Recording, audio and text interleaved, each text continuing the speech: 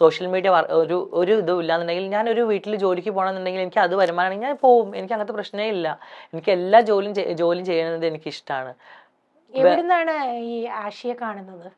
ആഷിനെ ഞാൻ കാണുന്നത് എൻ്റെ നാട്ടിലുള്ള സമയത്ത് തന്നെ ആഷ് ഫുട്ബോളൊക്കെ കളിക്കാൻ വരുന്ന ഒരു വ്യക്തിയായിരുന്നു. അപ്പോൾ അങ്ങനെ ഈ മേച്ചും കളിയൊക്കെ ഉണ്ടാവുമല്ലോ, കുറച്ച് ആൾക്കാരെ എടുത്ത് നമ്മൾ ഫുട്ബോൾ കളിക്കുന്ന ആൾക്കാരെ നമ്മൾ അവർക്ക് പേയ്മെന്റ് കൊടുത്തിട്ട് നമ്മൾ അവരെ കളിക്കാൻ വാങ്ങും. അപ്പോൾ മലപ്പുറം ഞങ്ങളെ ഫുട്ബോൾ ഏരിയ ആണല്ലോ. അപ്പോൾ അങ്ങനെയാണ് ആഷിനെ ഫസ്റ്റ് കാണുന്നത്. അന്ന് കണ്ടു, സംസാരിച്ചു. അവർക്ക് ഫുഡൊക്കെ ഞങ്ങളെ വീട്ടിലൊക്കെ ഇരുന്ന് അറേഞ്ച് ചെയ്തിട്ടുണ്ടായിരുന്നു. അപ്പോൾ ഫുഡൊക്കെ കഴിക്കേണ്ടി വരും, അപ്പോൾ സംസാരിക്കും, കാണും. അങ്ങനെ അവർ പാലക്കാടെന്നൊക്കെ പറയാം. അങ്ങനെയാണ് ഫസ്റ്റ് ഒരു കാണുന്നത്. അത് കഴിഞ്ഞിട്ട് പിന്നെ ഞാൻ ദുബായിലെത്തി.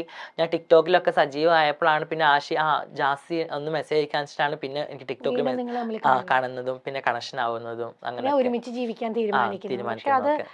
രണ്ടുപേരുടെയും വീടുകളിൽ ഒരുപാട് പ്രശ്നം ഉണ്ടാക്കി.